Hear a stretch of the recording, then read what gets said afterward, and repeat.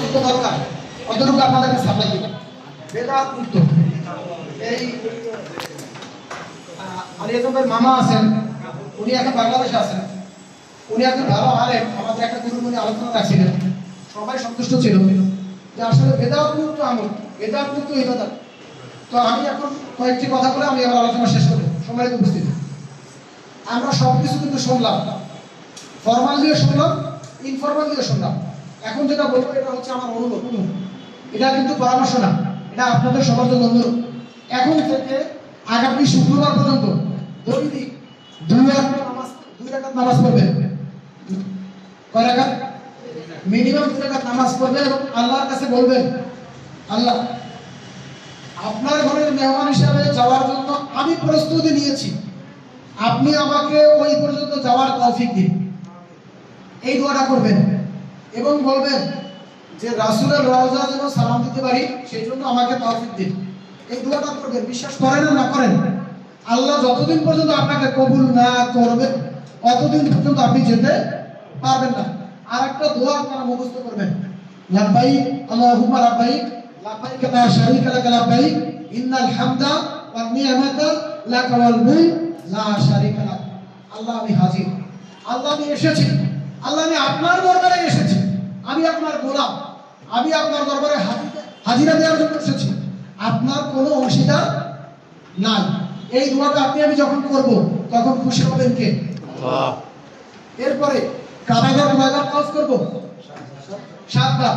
8 বার করা যাবে না, 8 বার করলে পরবর্তী আরো 7 বার করে 14 বার পূরণ করতে হবে। বিধানটা হচ্ছে, একটু মনোযোগ দিয়ে শুনেন, বিধানটা হচ্ছে 7 বার কাজ করবেন। এই 7 বারের মধ্যে যদি ওযু ছুটে যায়, লক্ষ্য করেন, কাবাঘর তাওয়াফ করার সময় 7 বার তাওয়াফ করবেন, 6 বারের সময় ওযু ছুটে গেছে, পুনরায় গিয়ে ওযু করে এসে আবার 7 বার করতে হবে। এটা বিধান। এজন্য সিনসিয়ারলি খাবার দাবার কম খেয়ে, মানে স্বাভাবিক থেকে 7 বার তাওয়াফ করতে 1 ঘন্টা সময় লাগে সর্বোচ্চ। 1 ঘন্টা আপনাকে যাতে ওয়াশরুমে না যাওয়া লাগে, এটা মনে রাখতে হবে। কাবাঘর বিনা ওযুতে তাওয়াফ করা জায়েজ নাই, বিনা ওযুতে তাওয়াফ করা জায়েজ নাই। সুতরাং এটা আমাদের সিনসিয়ার থাকতে হবে, এটা কঠিন কিছু না। সাফা মারা সাই করতে হবে 7 বার। অনেকে এটা কি করে জানেন? 14 বার করে। সাফা থেকে আমরা শুরু করব, এই হলো সাফা, এই হলো মারওয়া। এখান থেকে আপনি এখানে যাবেন একবার, আসছেন 2 বার, গেলেন 3 বার, আসছেন 4 বার, গেলেন 5 বার, আসছেন 6 বার, গেলেন 7 বার, এখানে শেষ। কিন্তু অনেকে কি করে যায় আসে এই দুটাকে মিলিয়ে একবার মনে করে 14 বার করে ফেলেন। 14 বার করা যাবে না। কয়বার করতে হবে? 7 বার।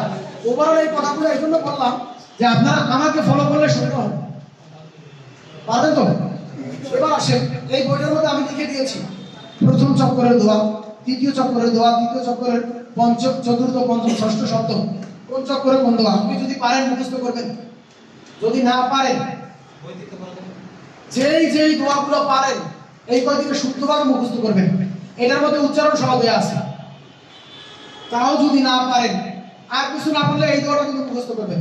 লাব্বাইক আল্লাহুম্মা লাব্বাইক লাব্বাইক লা শারীকা লাক লাব্বাইক ইন্নাল হামদা ওয়ান নি'মাতা লাকা ওয়াল মুলক লা শারীকা লাক। এই দোয়াটা সবার মুখস্থ করতে হবে, পারবেন তো?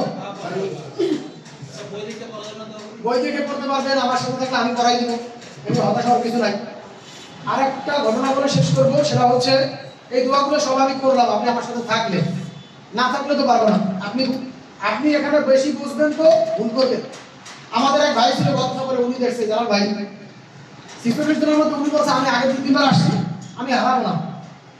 কথা বলছে উনি ওই দিনই কুবা মসজিদে বসে হারাই গেল। যারা হারাইছেন কিন্তু উনি আবার আসতে পারছেন, ওনাকে খুঁজে পাইনি, দীর্ঘ সময় লাগছে। বুঝছেন? আমি তার নাম দিলাম না, এই জন্য বেশি বোঝা যায় না। মক্কা মদিনে বেশি বোঝার জায়গা না, ওইখানে আমরা বেশি বুঝতে আমরাও ক্ষতিগ্রস্ত। ওইখানে সর্বোপরি রাখতে হবে আমরা কার গোলাম?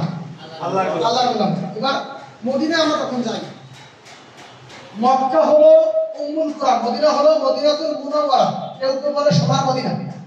আচ্ছা বলুন তো আমাদের প্রিয় নবীর চেয়ে শ্রেষ্ঠ ব্যক্তি কেউ আছে? না। সবাই বলবে ইয়া নাফসি ইয়া রাসূল, কি বলবে? ইয়া হাবলি উম্মতি, আমার উম্মতের কি হবে? অনেকে কি করে জানেন?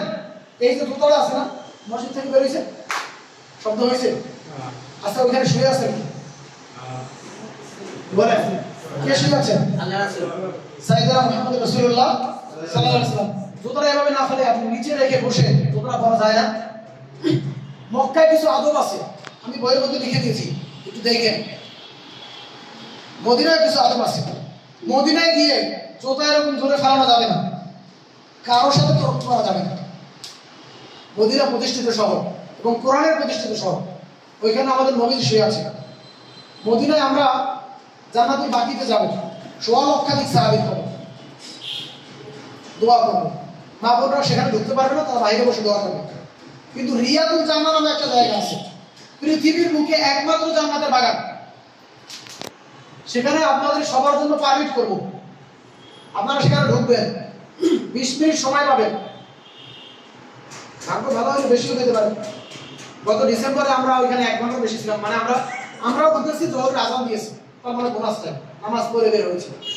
এটা আনফরচুনেটলি হইতে পারে ভাগ্যে থাকলে, কিন্তু 20 মিনিট পাবেন মাস্ট। এখন 20 মিনিট আপনি চাইলে ছবি তুলতে পারবেন। এই দেখেন, এই হচ্ছে রাসূলের রওজা। এই বড় যে এটা দেখা যায়, এটা হচ্ছে রাসূলের রওজা। এই জায়গাটা ফাঁকা এরকম গোল্ডেন কালার, এই একটা ছিদ্র, এই একটা ছিদ্র। এই জায়গাটা ঈসা আলাইহিস সালামের জন্য বরাদ্দ রয়েছে। এই জায়গাটা আবু বকর রাদিয়াল্লাহু তাআলা আনহু কবর, এটা হচ্ছে ওমর ফারুক রাদিয়াল্লাহু তাআলা আনহু কবর। এখন বলেন তো, আল্লাহ রাসূলের রওজায় ঢুকবেন 1 নম্বর গেট দিয়ে, বের হবেন 39 নম্বর গেট দিয়ে সোজা। এখানে জুতা পরে যাওয়া যায় না, জুতা হাতে রাখতে হয়। অনেকে দেখবেন ক্যামেরা বের করে ছবি তুলছে, এখানে কি ছবি তোলার জায়গা? এখানে কি করবেন? আল্লাহ রাসূলকে কিভাবে সালাম দিবেন? আমরা কবরবাসীকে কিভাবে সালাম দেই? কবরবাসীকে সালাম দেই কিভাবে? আসসালামু আলাইকুম ইয়া আহলাল কবর। কিন্তু এখানে সালাম দেন কিভাবে? আসসালাতু ওয়াসসালামু আলাইকা ইয়া রাসূলুল্লাহ, আসসালাতু ওয়াসসালামু আলাইকা ইয়া হাবিবাল্লাহ, আসসালাতু ওয়াসসালামু আলাইকা ইয়া শাফিআল মুজতাবিন, আসসালাতু ওয়াসসালামু আলাইকা ইয়া সাইয়্যিদুল মুরসালিন, আসসালাতু ওয়াসসালামু আলাইকা ইয়া রাহমাতাল লিল আলামিন। এভাবে বলে বলে, এটাও বইয়ের মধ্যে দেওয়া আছে। এবং বিনয়ের সাথে এখানে বসে আপনি যে সালামটা দিবেন, মদিনায় যে আমরা যে কয়দিন থাকবো, ওই কয়দিন আপনি যেখানে বসে, হোটেলে হোক, কারণ আমাদের হোটেলে হারাম চত্বরের মধ্যে, আলহামদুলিল্লাহ বলি, আমাদের হোটেল কোথায়? হারাম চত্বরের মধ্যে, মানে মদিনার যে রাসূল ঘোষিত চত্বর, সেই চত্বরের মধ্যে আপনি হোটেলে বসে একবার সালাম দিবেন, রাসূল শুনবেন, সুবহানাল্লাহ, জবাব দিবেন। তাহলে আপনি কি বাড়িতে বেশি বেশি কথা বলবেন, বেশি বেশি আড্ডা দিবেন, নাকি সালাম দিবেন? তবে আমার অনুরোধ থাকবে আপনি বেশি বেশি সালাম দেন, কারণ এখানে বসে আমি সালাম দিব, এটা মারফত পৌঁছানো হবে।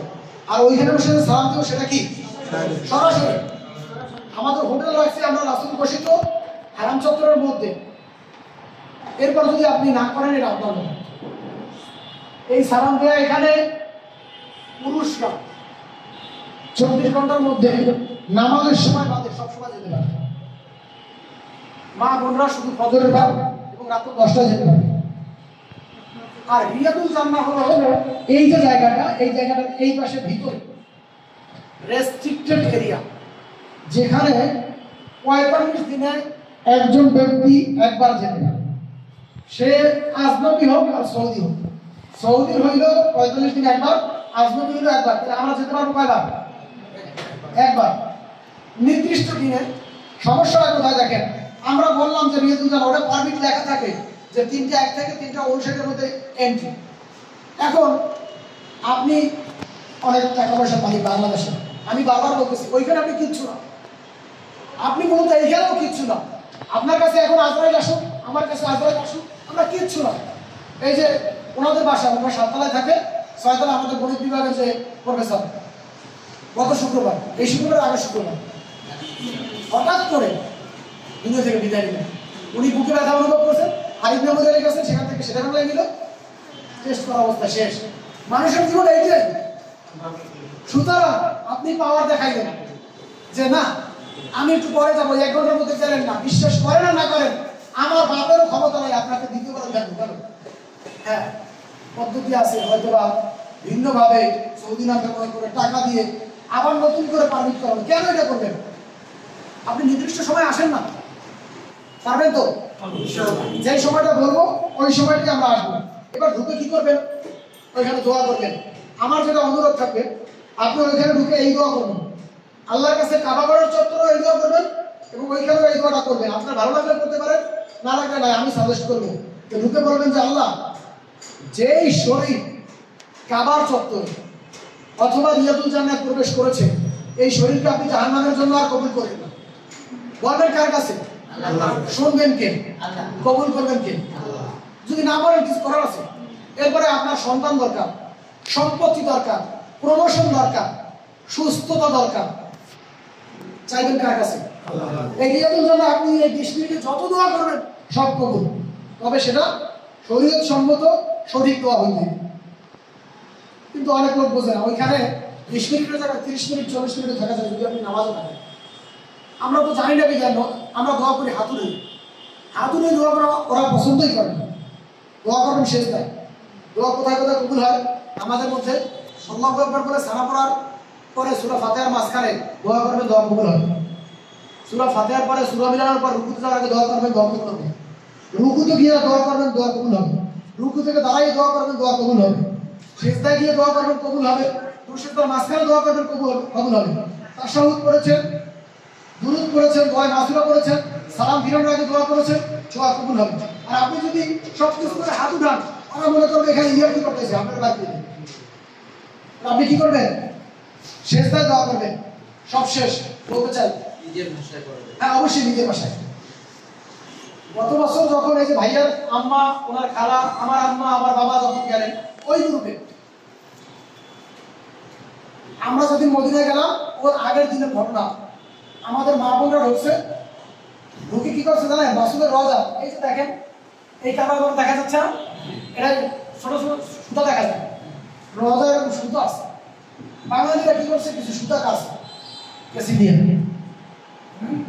দিয়ে সুতা কাটছে, ওই যে তাবিজ বানায়, মানে কিছু কারণে বাটপারি আছে, এই সুতা কাটছে। ওখানে সিসি ক্যামেরা আছে, গোয়েন্দারা আছে না আমাদের মতন, এর আমি কাপড় পরা শত শত হাজার গোয়েন্দা আছে। তো গোয়েন্দারা এটা সিসি ক্যামেরায় ফাইন্ড আউট করছে, ওকে গ্রেফতার করছে, পাসপোর্ট মিলাই দেখে বাঙালি। 90 দিনের জন্য বাংলাদেশের মহিলাদেরকে রিয়াদুল জান্নাত পারমিট নিষিদ্ধ। সেদিনের ঘটনায় পরের দিন আমরা গেছি, আমরা তো এখানে বসে আলোচনা করলাম না আপনাদেরকে রিয়াদুল জান্নাত নিব, আর 90 দিনের জন্য নিষিদ্ধ হয়েছে। আমি কি করবো? ওরা আমি কি করলাম, আমার এক পরিচিত ভাই আছে, ওনার সাথে কথা বললাম, উনি বললাম পাসপোর্ট গুলো দেন। সবার পাসপোর্ট দিলাম, আলাদাভাবে পেমেন্ট দিলাম। একজনের নাম ধরেন মারিয়ম, মরিয়ম না, মরিয়মকে আরবিতে লিখলাম মারিয়াম, আরবিতে লিখে সৌদি নাম সাথে মারিয়ামের সাথে আরেকটা কিছু যোগ করে, এরপরে সৌদির অ্যাপ থেকে নতুন করে পারমিটের আবেদন করলাম, আলাদাভাবে পেমেন্ট দিয়ে। এরপর ওনাদেরকে রিয়াদুল জান্নাত ঢুকে গেল। সব এজেন্সি তো পারে না, কয়েকটা এজেন্সি পাচ্ছে এরকম আলাদা। এই যে খরচটা, এখানে বসে টাকা দিয়ে গেলাম, আলাদা খরচটা কার কারণে লাগছে? সুতা কাটার কারণে। এবং এটা বাংলাদেশের কোনো একটা লজ্জাপন্ন, বাংলাদেশ বাদ দেন, ইসলামে জায়েজ আছে, ইসলামে জায়েজ আছে। ওনারা তো বড় ধরনের বোকামি করছে, এজন্য ওনার শাস্তি হবে। এমনও ইতিহাস আছে, এই কাবার চত্বরে গেছেন, এই চতুর্পাশটা ঘুরে আর জিজ্ঞাসা কাবাঘর কোথায়, চতুর্পাশ দিয়ে ঘুরে আর জিজ্ঞাসা কাবাঘর কোথায়, চোখে কাবাঘর আসতেছে না। আমরা আল্লাহু আকবার বলি, চোখে কি আসতেছে না? কাবাঘর আসতেছে না। এই কাবাঘরের চতুর্পাশ দিয়ে ঘুরতেছে, চোখের জ্যোতিটা বন্ধ করে দিয়েছেন কে? কাবাঘর ওকে দেখাইবে না। আপনি ইয়ার্কি করবেন, কাবাঘর ইয়ার্কির জায়গা না। বুঝতে পেরেছেন? এজন্য আপনাদের এই কয়দিন যেটা কাজ, আমার অনুরোধের মধ্যে দ্বিতীয় অনুরোধ হচ্ছে, এক নম্বর অনুরোধ দুটো দফল নামাজ পড়ে ধরি, দ্বিতীয় অনুরোধ হচ্ছে আপনার কাছে কেউ যদি টাকা পয়সা পায়, লেনদেন ক্লিয়ার করেন।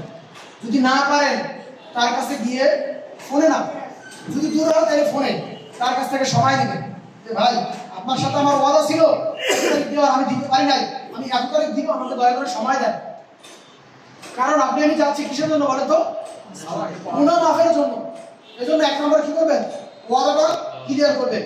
3 নম্বরে যেটা করবেন, কাউকে যদি আপনি অন্যায়ভাবে মেরে থাকেন, অন্যায় আচরণ করে থাকেন, তার কাছে ক্ষমা চাইবেন, তার কাছে মাপ চাইবেন।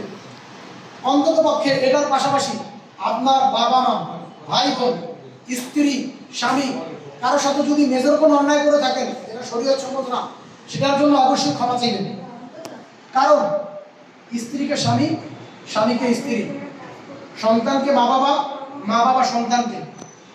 যদি ক্ষমা না করে আল্লাহ ক্ষমা করবেন না। কারণ হাক্কুল্লাহ হাক্কুল ইবাদ, আল্লাহর হক আল্লাহ ক্ষমা করে দিবেন, বান্দার হক আল্লাহ ক্ষমা করবেন না। আমার এই তিনটা অনুরোধ কি আপনারা রাখতে পারবেন? এক নম্বর অনুরোধ কি 2 রাকাত নফল নামাজ পড়বেন দৈনিক।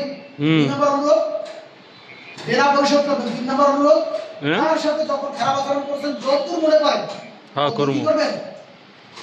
ক্ষমা চেয়ে নেবেন আর বেশি বেশি সেটাইতে করব।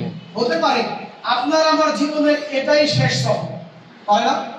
হতে পারে আপনার আমার জীবনের এটাই শেষ সব। আল্লাহ তাআলা আমাদের সকলের গুনাহ মাফের মাধ্যমে দরিফুর রহমান, আল্লাহ যে বলেছেন আল্লাহর নিয়ম। আচ্ছা, আগে না দাও লাগলে জমা দিন। আচ্ছা ঠিক আছে, এই কথা বলবো। আমাদের মা বোনরা জান্নাতুল মুআল্লায় কে শুয়ে আছেন বলেন তো? আচ্ছা ঠিক আছে। খাদিজাতুল কুবরা রাদিয়াল্লাহু তাআলা আনহা, মা বোনদের উদ্দেশ্যে কথা বলে শেষ করতে চাই। খাদিজাতুল কুবরার কবরের জবাব কে দিয়েছেন? আল্লাহ স্বয়ং নিজে দিয়েছেন। কেন দিয়েছেন? তিনি ছিলেন বিনয়ী, তিনি ছিলেন ধৈর্যশীল, তিনি ছিলেন আনুগত্যশীল, তিনি ছিলেন সর্বদা একজন স্বামীর আনুগত্যশীল। আল্লাহ তাআলা তার প্রশ্নের জবাব দিয়েছেন। কেন দিয়েছেন? তিনি মৃত্যুর পূর্বে রাসূলের কাছে বসে কান্না করতেছেন। রাসূল বলেন, কেন কান্না করতেছেন? বলে, আমি মারা গেলে আমার কি হবে আমি জানি না, আমার কবরের জবাবটা আপনি দিয়ে দিবেন। কারণ রাসূল সাল্লাল্লাহু আলাইহি সাল্লামের প্রতিটি কথা সত্য, প্রতিটি দোয়া কবুল। এজন্য বললেন আমার কবরের জবাবটা আপনি দিয়ে দিবেন। রাসূল কথা বলতেছেন না। কিছুক্ষণ পরে ইলহামের মাধ্যমে জানতে পারলেন জিবরাইলের কাছ থেকে, তিনি বললেন আমি জবাব দিয়ে দিব। খাদিজাতুল কুবরা রাদিয়াল্লাহু তাআলা মারা গেলেন। তাকে জান্নাতুল মুআল্লা যখন দাফন করা হলো, এই যে কাবাঘর, এই কাবাঘর থেকে একটু এই পাশে বসে জান্নাতুল মুআল্লা আপনাদেরকে নিয়ে যাবো সেখানে, সেখানে দাফন করা হলো। সবাই চলে যাচ্ছে, রাসূল সাল্লাল্লাহু আলাইহি ওয়াসাল্লাম বসে আছেন। আবু বকর এবং ওমর দুই পাশ থেকে দুজন বলল, ইয়া রাসূলুল্লাহ বাসায় চলো। রাসূল সাল্লাল্লাহু আলাইহি ওয়াসাল্লাম চোখের পানি ছেড়ে দিয়ে বললেন, তোমরা যাও, আমি ওয়াদাবদ্ধ। কার সাথে? খাদিজার সাথে। আমি খাদিজার প্রশ্নের জবাব দেব। আল্লাহ এই দৃশ্যটা দেখেন কি দেখেন না? তিনি আসমান থেকে জিবরাইলকে পাঠিয়ে দিয়ে বললেন, জিবরাইল চলে যাও, গিয়ে বলো খাদিজার প্রশ্নের জবাব আমি আল্লাহ নিজে দিয়ে দিয়েছি। সুবহানাল্লাহ। তো আল্লাহ তাআলা কেন দিয়ে দিয়েছেন? আল্লাহ রাসূল সাল্লাল্লাহু আলাইহি ওয়াসাল্লাম এই কাবাঘর থেকে 3 কিলোমিটার সোজা গেলে, ঘুরে গেলে 11 কিলোমিটার, জাবালে নূর, কোরআন মাজিদের পাহাড়, সেখানে আপনাদেরকে নিয়ে যাবো, তখন আলোচনা করবো ইনশাআল্লাহ। সেখানে 40 দিন ধ্যানে মগ্ন ছিলেন।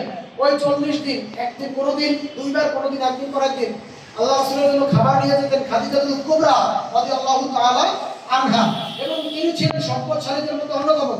তার এই সম্পদ ইসলামের জন্য ব্যয় করেছেন। আল্লাহ রাসূলের এইভাবে খেদমত করেছেন, আল্লাহ খুশি হয়েছেন বিদায় তার প্রশ্নের জবাব কবরে আল্লাহ স্বয়ং নিজে দিয়েছেন। বাবুদের কি বলবো, 4টা কাজ করলে আপনারা জান্নাতে যেতে পারবেন। কয়টা কাজ? 1 নম্বরে নামাজ পড়া, 2 নম্বরে রোজা রাখা, 3 নম্বরে পর্দা করা, 4 নম্বরে স্বামীর খেদমত করা। 1 নম্বরে নামাজ, 2 নম্বরে রোজা, 3 নম্বরে পর্দা, 4 নম্বরে স্বামীর খেদমত। এই 4টা কাজ করতে পারলে আপনারা জান্নাতে যেতে পারবেন। আল্লাহ তাআলা আমাদের সকলকে আজকে যা কিছু শুনলাম আমল করার তৌফিক দান করুন বলে আমিন। আপনাদের একটু সময় বেশি নিয়ে ফেলছি, প্রসঙ্গক্রমে কথা